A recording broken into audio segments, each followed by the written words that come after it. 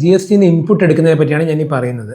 ഇപ്പം നമ്മളിപ്പോൾ ഒരു പേഴ്സണൽ അസറ്റ്സ് നമ്മൾ വാങ്ങുകയാണ്, അല്ലെങ്കിൽ നമ്മളിപ്പോൾ ഒരു കാർ വാങ്ങിക്കുന്നത്. ഇപ്പം എനിക്കൊരു ബിസിനസ്സിൻ്റെ ഞാനൊരു ബിസിനസ്സിൻ്റെ പാർട്ട്ണറാണ്, പക്ഷേ ഞാനൊരു കാർ വാങ്ങിക്കുന്നത്.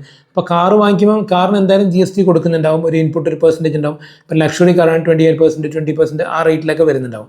അപ്പം പല ആൾക്കാരും ഈ കാറിൻ്റെ GST നമ്മളെ ബിസിനസ്സിൽ കാണിച്ചിട്ട് അതിൻ്റെ ഇൻപുട്ട് നമ്മൾ ക്ലെയിം ചെയ്യാറുണ്ട്. പക്ഷേ അത് ചെയ്യുന്നത് നിങ്ങൾക്ക് ദൂഷ്യമായിട്ട് വരും. അത് കണ്ടുപിടിച്ചിട്ടുണ്ടെങ്കിൽ പെനാൽറ്റി ആയിട്ട് വരുന്നതായിരിക്കും. കാരണം ഒരിക്കലും പേഴ്സണൽ അസറ്റ്സിൻ്റെ അല്ലെങ്കിൽ കാറ് പോലത്തെ പേഴ്സണൽ അസറ്റ്സിൻ്റെ ഇൻപുട്ട് ബിസിനസ്സിൽ നമുക്ക് ഇൻപുട്ടായിട്ട് എടുക്കാൻ പറ്റില്ല. അങ്ങനത്തെ യാതൊരു നിയമവ്യവസ്ഥയും നമുക്ക് GST ആക്ട് പ്രകാരം ഇല്ല. അങ്ങനെ ഇൻപുട്ട് എടുക്കാൻ പറ്റുന്ന കാറിനും അല്ലെങ്കിൽ വെഹിക്കിൾസിന് ഇൻപുട്ട് എടുക്കാൻ പറ്റുന്ന 3-4 കാറ്റഗറിയുള്ള ആൾക്കാർ മാത്രമേ ഉള്ളൂ. അത് ഒന്ന് നമ്മൾ കാർ ഡ്രൈവിങ് പഠിപ്പിക്കുന്നവർ, അല്ലെങ്കിൽ ഈ കാറ് വെച്ചിട്ട് നമ്മൾ ടാക്സി ആയിട്ട് ഓടിക്കുന്ന അങ്ങനത്തെ ആൾക്കാർക്ക് മാത്രമേ, അല്ലെങ്കിൽ ഇപ്പം ട്രാൻസ്പോർട്ട് ലോറി ആയിട്ട് ഓടിക്കുന്നവർ, അങ്ങനത്തെ ആൾക്കാർക്ക് മാത്രമേ ആ GST നമുക്ക് ഇൻപുട്ടായിട്ട് എടുക്കാൻ പറ്റുള്ളൂ. അല്ലാത്ത ഒരു കാരണവശാലും ഒരു ഇൻപുട്ട് എടുക്കുക. പല ആൾക്കാരും ആ ഒരു ഇൻപുട്ട് ക്ലെയിം ചെയ്യുന്നുണ്ട്. അതുകൂടാണ്ട് വീട്ടിലേക്ക് എന്തെങ്കിലും സാധനങ്ങൾ വാങ്ങിച്ചിട്ട് അതിൻ്റെ ഇൻപുട്ട് വരെ നമ്മൾ ക്ലെയിം ചെയ്യുന്നുണ്ട്. ബട്ട് അത് കൂടുതൽ പെനാൽറ്റിയിലേക്കും ഇതിലേക്കും മാത്രമേ നീങ്ങത്തുള്ളൂ.